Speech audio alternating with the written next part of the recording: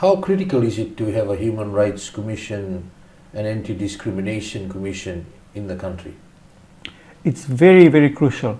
It's a very important institution, and we are so happy that we have one in Fiji since 1999, as I've mentioned.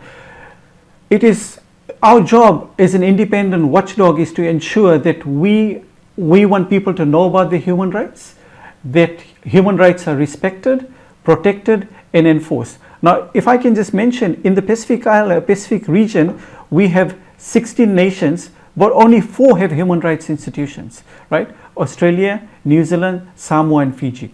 Tuvalu has recently set one up, but it's not operational.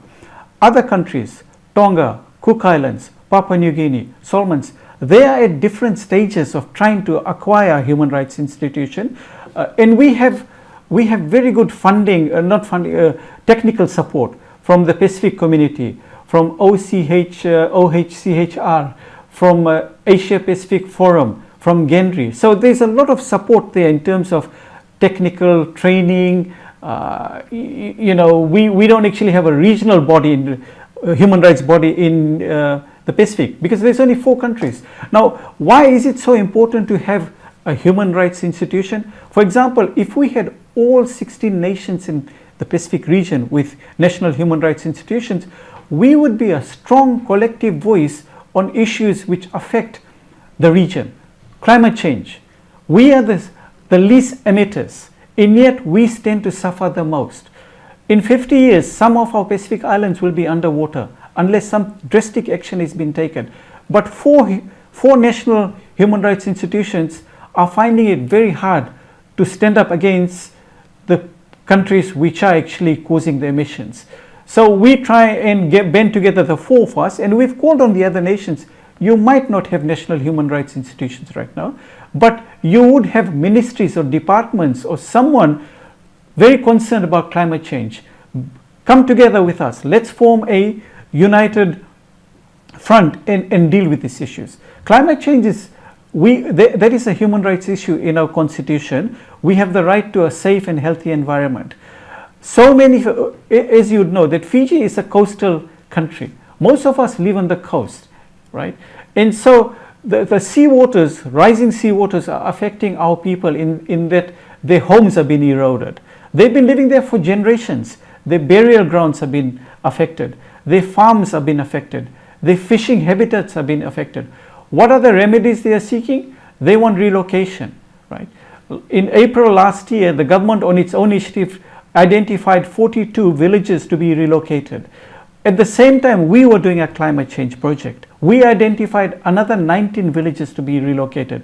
So almost every village you go to are being affected in some way or the other. This heavy rainfall is also causing soil erosion. So that's yet another effect of climate change. And that is a very concerning thing, Mr. Sharma, and definitely we've seen a lot of villagers also saying they do not want to move because they've lived there for generations, and it is a concerning issue. As a concerted effort with the government, what can be done about this? I think the government needs to visit all these areas and ask the people what remedies do they want. In some instances, we might be able to rectify it by building seawalls. I can understand why people don't want to be relocated, because the main highway is around the coast. So ideally, that's transportation for people. If they go inland, this is areas which they haven't been living before, and very importantly, that it's their cultural heritage, that they've grown up in these areas. So, and it's through no fault of this that suddenly they are losing their homes because the water is rising. So I think there's a lot of dialogue needed, and that people need to understand. When we first approached these people, they did not even know that this was a human right. Climate change only became, human rights is an evolving issue. Climate change only was recognized internationally by the UN as a human right in October 2021. So understandably, most people did not know about it. So we've tried to educate people who have been affected. It is your human right to be able to stay where you are, to have your house protected, your livelihood protected. And so that's one of our main roles, to educate people about human rights.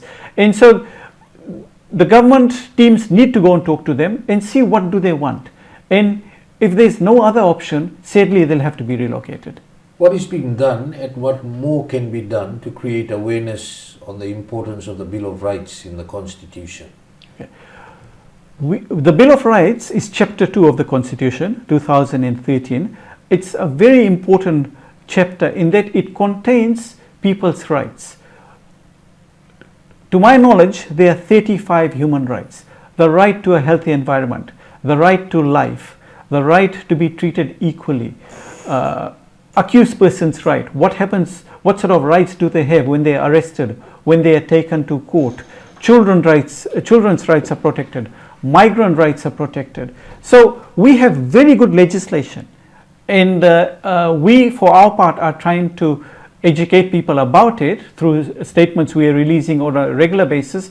But I would imagine that we look after many rights, but there are other institutions which are specific. So we have disability groups, we have women's groups, we have LGBTI groups. So these other organizations are also doing their bits to promote the rights which affect their individual groups. So in that way, there's a lot of knowledge out there in terms of what rights are. And if more can be done in terms of journalism, I would say that, that's something to be taken to task. And, or perhaps the government can create more websites to make more awareness about the Constitution. As I said, the rights are very well protected. It's a matter of whether people know about it and whether they are being enforced in the right manner.